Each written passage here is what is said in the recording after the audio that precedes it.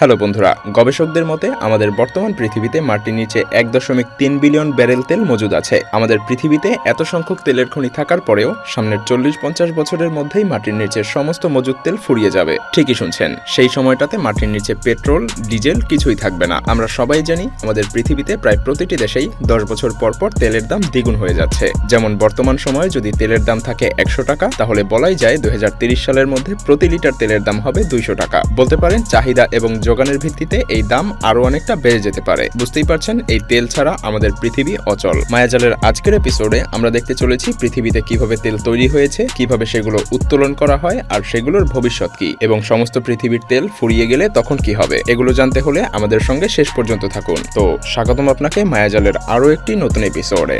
বলতে গেলে আমাদের পৃথিবী বর্তমানে পেট্রোল এবং ডিজেলের উপরে নির্ভর করছে। আমাদের প্রয়োজনীয় সবকিছুই বড় বড় ট্রাকে ট্রান্সপোর্ট করা হয়, এর জন্য আবার ডিজেলেরও প্রয়োজন পড়ে। আর এই ডিজেল আমাদের বর্তমান পৃথিবীতে প্রায় ফুরিয়ে এসেছে। আর তাই সময়ের সাথে সাথে এই সমস্ত জ্বালানির চাহিদা বাড়ছে এবং দামও ঊর্ধ্বমুখী। পেট্রোল এবং ডিজেল এমন একটি পদার্থ যা একবার ব্যবহার করার পরে দ্বিতীয়বার আর রিসাইকেল করে ব্যবহার করা যায় না। আর ডিজেলের দাম ঊর্ধ্বমুখী হওয়ার এটাই একমাত্র কারণ। সেই সাথে এটার সাপ্লাইও যথেষ্ট কম, আর বর্তমানে এর চাহিদা দিন দিন বেড়েই যাচ্ছে। সেই সাথে পেট্রোল ম্যানুফ্যাকচারিংও অনেক সময় সাপেক্ষ এবং কঠিন একটি প্রক্রিয়া, যেটাও দাম বৃদ্ধির অন্যতম একটি কারণ। বিষয়টা এমন নয় যে পিওর ডিজেল বা পেট্রোল সরাসরি মাটি থেকেই উত্তোলন করা হয়। মূলত এগুলোকে ম্যানুফ্যাকচারিং এর মাধ্যমেই পূর্ণতা দান করা হয়। পেট্রোল আমরা পেয়ে থাকি গাঢ় কালো একটি তরল পদার্থ থেকে, আর এটাকে বলা হয় পেট্রোলিয়াম, যা একটি ল্যাটিন শব্দ, আর এর অর্থ হলো পাথর থেকে নির্গত তেল। আর এই পেট্রোলিয়াম মাটির নিচ থেকে উত্তোলন করা হয়। পেট্রোলিয়ামের খনি থাকে, আর সেই খনি থেকেই কাঁচা তেল উত্তোলন করা হয়, যার নাম ইংরেজিতে ক্রুড অয়েল। আর এর ভেতরে গ্যাসোলিন,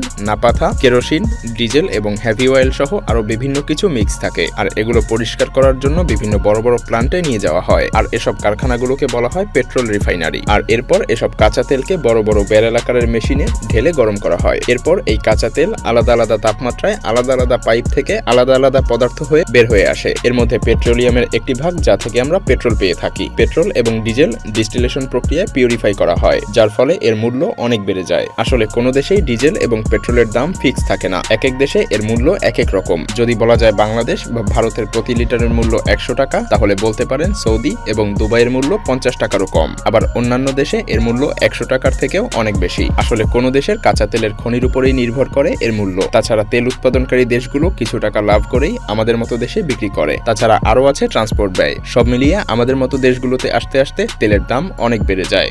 আমরা যেটাকে কাঁচা তেল বা ক্রুড অয়েল বলে থাকি, এটা কোথা থেকে আসে তো চলুন জেনে নেওয়া যাক। আজ থেকে মিলিয়ন মিলিয়ন বছর আগে আমাদের পৃথিবীতে জলবায়ু এবং ভৌগোলিক পরিবর্তনের কারণে অসংখ্য প্রাণী এবং গাছপালা মাটির নিচে চাপা পড়ে যায়। আর এরপর থেকে এগুলো লক্ষ লক্ষ বছর ধরে মাটির নিচে চাপা পড়ে থাকে। আর এগুলো পচে যাওয়ার পরে প্রচন্ড গরম এবং চাপে ক্রুড অয়েল বা কাঁচা তেলে পরিণত হয়। মানুষ প্রথমে এই পেট্রোলিয়ামের খোঁজ করে সমুদ্রের তলদেশে, আর এরপর সমুদ্র থেকে এগুলোকে উত্তোলন করা শুরু করা হয়। কারণ এটা পৃথিবীর সব জায়গাতে পাওয়া যায় না। আমাদের পৃথিবীতে শুধুমাত্র অল্প কিছু জায়গায় আছে যেখানে কাঁচা তেল পাওয়া যায়, আর এই জায়গাগুলোর অবস্থান সবচাইতে মধ্যপ্রাচ্যেই বেশি। আসলে সমুদ্রের তলদেশে এবং আমাদের স্থলে মাটির অনেক গভীরে এগুলো পাওয়া যায়। সমুদ্রের তলদেশ থেকে কাঁচা তেল উত্তোলন করার জন্য সমুদ্রের মাঝখানে একটি ফ্লোটিং রিফাইনারি স্থাপন করা হয়। যখন সমুদ্রের তলদেশে কোথাও কাঁচা তেলের সন্ধান পাওয়া যায়, তখন এই ফ্লোটিং রিফাইনারিকে আশেপাশের শক্ত শিলার সঙ্গে বেঁধে দেওয়া হয় অথবা পিলার করা হয়, যাতে করে সেটা এদিক ওদিক নড়াচড়া না করতে পারে। এরপর শুরু হয় ড্রিলিং। এটা মূলত সেই প্রক্রিয়া যে প্রক্রিয়াতে আমরা নলকূপ ড্রিল করি। পার্থক্য মূলত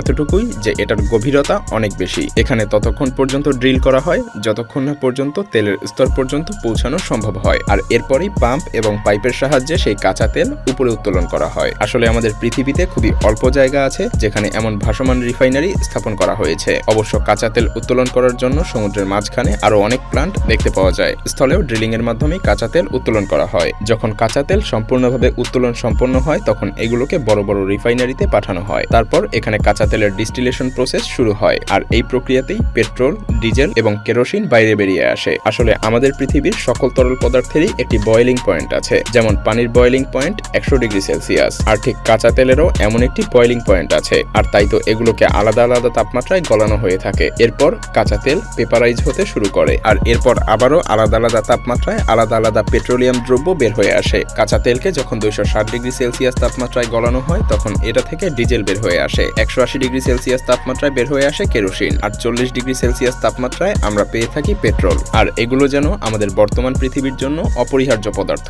আর এমন আরও বেশ কিছু প্রক্রিয়ায় আমরা আরও অসংখ্য পেট্রোলিয়াম দ্রব্য পেয়ে থাকি, যেমন মোম, প্যারাফিন, গ্লিসারিন সহ আরও অনেক কিছু। তো বন্ধুরা, এতক্ষণে নিশ্চয়ই বুঝে গিয়েছেন যে আমরা কিভাবে পেট্রোল পেয়ে থাকি। আসলে ডিস্টিলেশন প্রক্রিয়াতে যখন এসব পদার্থ বের করা হয় তখন এগুলোকে ট্রান্সপোর্ট করার প্রয়োজন পড়ে। এছাড়াও সেগুলোকে ল্যাব টেস্ট করতে হয়, তারপর আবার আলাদা আলাদা পেট্রোল পাম্পে পাঠানো হয়। পেট্রোল এবং ডিজেলের উপরে নির্ভর করে বিভিন্ন দেশের সরকার আলাদা আলাদা ট্যাক্স লাগিয়ে দেয়। এজন্যই বিভিন্ন দেশে এর দামের ভিন্নতা দেখা যায়। কিন্তু বর্তমান পৃথিবীতে আমরা এই পদার্থগুলোকে এতটাই ব্যবহার করে ফেলেছি যে এর যোগান প্রায় ফুরিয়ে এসেছে। একসময় আমরা চাইলেও আর এগুলো ব্যবহার করতে পারবো না। তাই আমাদের উচিত এখন থেকেই এর ব্যবহার যতটা সম্ভব কমিয়ে আনা। তবে বর্তমান পৃথিবীতে টেসলা সহ আরো বিভিন্ন কোম্পানি ইলেকট্রিক কার নিয়ে এসেছে, যে সমস্ত গাড়িগুলো কিনা বিদ্যুতের সাহায্যে চলবে। আর ঠিক তখনই তেলের ব্যবহার অনেকটাই কমে যাবে। আমরা আশা করি খুব দ্রুত সেই সময়টা আসুক যে সময় পৃথিবীর অধিকাংশ মানুষই ডিজেল গাড়ির পরিবর্তে ইলেকট্রিক গাড়ি ব্যবহার করতে শুরু করবে। তবে সেই সময়টাতে ইলেকট্রিসিটি তৈরি হবে সূর্য থেকে। বুঝতেই পারছেন এটা কোন প্রক্রিয়া। আর এর ফলে আমাদের পৃথিবীর দূষণের মাত্রাও একেবারেই কমে আসবে। আসলে আমাদের পৃথিবীটা যত তাড়াতাড়ি গ্রিন সোর্স থেকে এনার্জি সংগ্রহ করতে শুরু করবে, ঠিক তত দ্রুতই পৃথিবীর মানুষের জীবনযাত্রার মানও অনেক বেড়ে যাবে। কারণ সেই সময়টাতে আমাদের প্রয়োজনীয় অনেক কিছুরই দাম কমে আসবে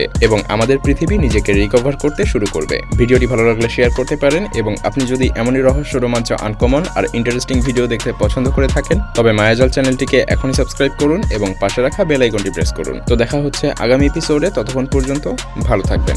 ধন্যবাদ।